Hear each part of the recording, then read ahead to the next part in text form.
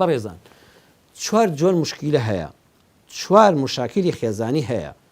یەکەمیان مشکیلەکە ئەوەیە مشکیلەیەکە کێشەیەکی بینی ژنومێردا دێو دەڕوە، یعنی ماڵ نابێ بەبێ کێشە هەبێ بە ماڵی پێغەمبەری صلی الله عليه وسلم. بەڵام ئەو کێشانەی کەشتی سادەن، یعنی لە هەفتەیەکە یەک جار سوئی تەفاهمێک لە بینی ژنوێردا دروست دەبێت، لە مانجێکا جارێک دروست دەبێت، لە ساڵێکا دوو جار دروست دەبێت. ئەمە هیچ نییە، ئەمە خوێی کێشتە. مادام خوێیەکە زۆر سوێری لە ڕاددە بەدەری بە خواردنەکە نەبەخشیەوە خۆشەویستی زیاد دەکات. ژنومێردێک دو سعاتێک شەو ڕۆژێک لە یەک عاجزن، دوایی کە ئاش دەبنەوە خۆشەویستیەکەیان تازە دەبێتەوە، فۆرمات دەبنەوە، سەر لە نوێ دەست پێ دەکەنەوە. دوێ نەزانی چەند ناخۆش و دوێنە شەو لە یەک عاجز بووین. ئەو مشکیلانەی کە دێن و دەڕۆن هیچ نین. ئەوە ئینسان وا نەزانێت لە ژیانی هاوسەریدا نابێت بە حیاتی بڵێ قەت بە خێزانەکە من و تۆ ئەوە نییە.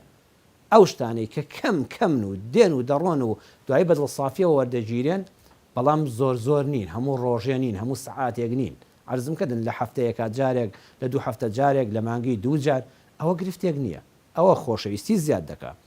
دومیان ئەو گرفتانەی ئەو مشکیلانەی کەوا بەردەوامن، کەوا بەردەوامی خوا، یعنی بەردەوام دووبارە دەبنەوە، ڕۆژێک نییە، دوو نییە، سعاتێک نییە، هەمیشە ئەو ژنومێردە ئیلا دەنووکیان لەسەریەکە، وەکو شەڕەکەڵەشێ بەرامبەریەکەن. ئەمە وای لێ دێن نە لێبوردن سوودی دەمێنێ، سەرەتا یەکەم جار لێم ببوورە، داوای لێبوردن دەکەم، دوایی سییان لێک دەکرێتەوە، دەمیان لە یەک دەکرێتەوە. ئەوە بەڕاستی ژیان دەکا بە دۆزەخ.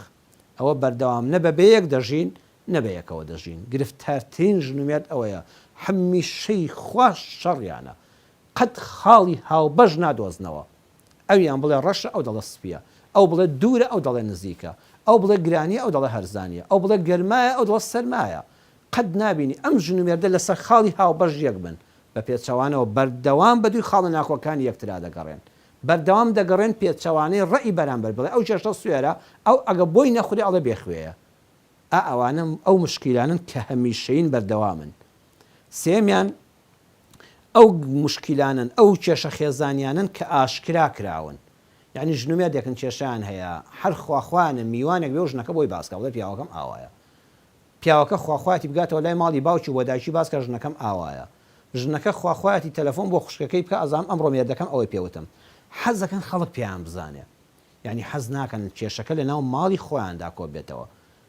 ژنومێردی وا هەیە چوونە عادەی دکتۆر بۆ دکتۆرەکەی باز دەکا کە مێردەکەی چەند خراپەیە، با بۆ دکتۆرە و پسپۆری بابەتێکیکەیە و خۆ نەزانایەکی دەروون ناسە و نە کێشەی کۆمەڵایەتی حەل دەکا و نە پسپۆری دەرونیە و تۆ گورچیلەت دێشێت، تۆ چاوت دێشێت، تۆ سەرت دێشێ، ئەو چ پەیوەندی بە کێشە خێزانیەکانی ماڵی تۆوەیە؟ بەس ئەم ژنە حەزەکە بازیکە، یان جاریوە پیاوەکە بە پێچەوانەوە دەچنە دوکانێکەوە، لە دوکانەکەدا خەریکی شت کڕێنن، حەزەکەن باسی ئەوە بکەن، ئەو دوکاندارە بۆ ماوەی ئەو نیو سعاتە تێ بگەێنن کە ئەمان دایمە کێشەیان هەیە.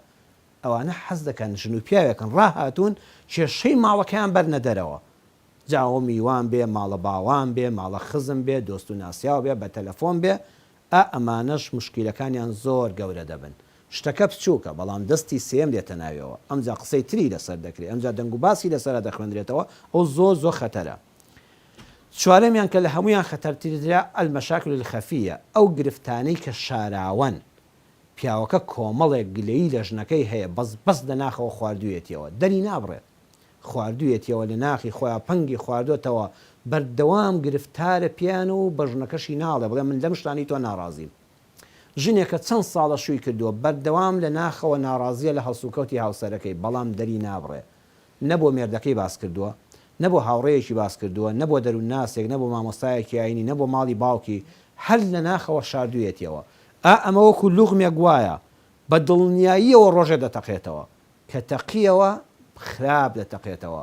بۆی ئینسان جاری وایە نەفەسێک بدە، لە هاوسەرەکە ناڕازی لە جیاتی لە ناخدای بیاڵیتەوە پێی بڵێ، بۆ کەسێکی نزیکتی هێشتا باشترە لەوەی کە هەر لە ناخدا پەنگ بخواتەوە، بەڵام بۆ هەموو کەسی باز مەکە.